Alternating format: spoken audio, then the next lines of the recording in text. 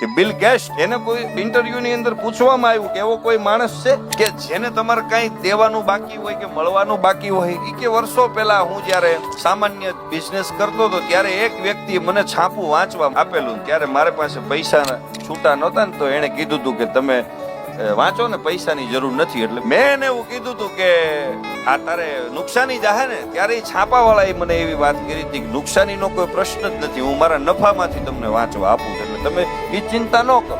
અને એ વ્યક્તિને શોધ્યો, તરત જ સામે આવ્યા એટલે કીધું કે તું મને ઓળખશો?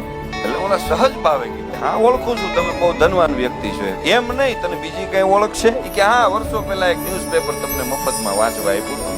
એટલે બિલ ગેટ્સે કીધું કે આ દુનિયાની અંદર સૌથી ધનવાન વ્યક્તિ હું છું, તું ખાલી હાથ મૂકી વસ્તુ તારી, તારું ઋણ ચૂકવવું છે મારે. છાપા વાળાએ જવાબ આપ્યો કે મારે કાંઈ જોતું નથી. કે કેમ?